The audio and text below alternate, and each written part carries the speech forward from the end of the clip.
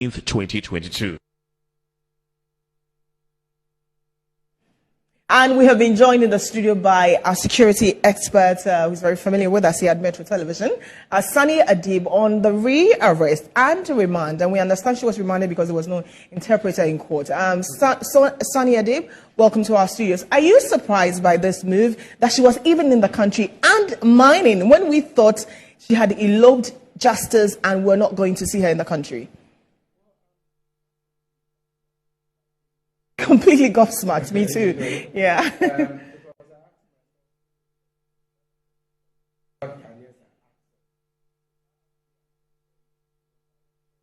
Right. We'll try and fix my guest microphone. But simply, we're looking at the story of, Aisha Huang. We thought that she was out of the country. She had escaped prosecution. And she actually happens to be in the country. So who are the people protecting Aisha? What kind of power does she have? How come she has been in the country mining and authorities had no knowledge, or they had knowledge until somebody perhaps told or told on them?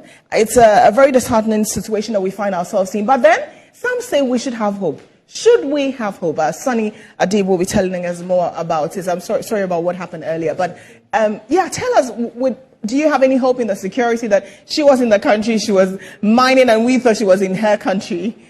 Well, I'm surprised because according to sources, she was able to acquire a Togo visa, was able to get into the country through Togo, and was engaged in the same activities for which she was even in the first place arrested all these years until now. But this is someone whose face is plastered all over. That's the thing, because it was a high-profile case, Bridget. Yes. So if a high-profile individual like Aisha Huang is able to get into the country and engage in illegal mining, then it makes me wonder, now that we're talking about terrorism, how would we be able to detect these terrorists? Does that mean the security is complicit in this, the state security apparatus? Well, I cannot say they are complicit, but definitely... But what does this say of their posturing?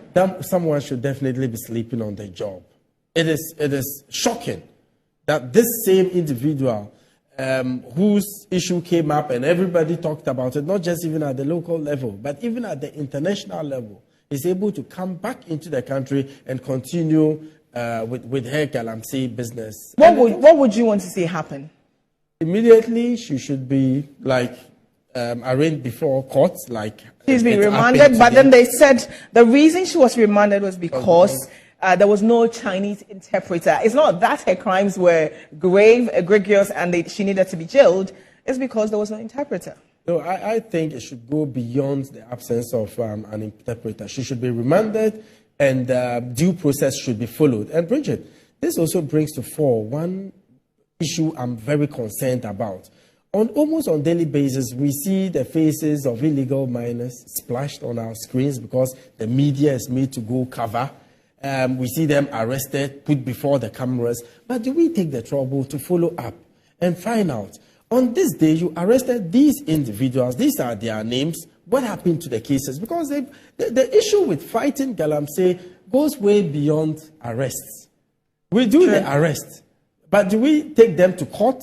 Do we follow due process? Are they incarcerated? So that is what is emboldening more and more individuals. And if you ask me whether indeed by what is going on we are committed to fighting galamsey, I would say no. Just yesterday, the DCE for Mbele came out to accuse the police commander for, so to speak, stealing excavators. So the issue with illegal mining is still dicey, and I must say we have a long way to go. Right. Thank you. Thank you very much for coming to our studio. Sunny Adib is a security expert, and he was helping us, understand and appreciate what's happening with the Chinese galamsey kingpin Aisha Huang. And we will definitely follow the story. And he also plays a lot of responsibility on the media, to follow up. But that's supposed to be the police job. But we'll do our very best to keep our eye on the ball and not lose sight of what's important. Okay, so the Attorney General, doubling as the Minister of Justice, Godfred Yeboah-Dame, has stated that all dockets and disclosures to commence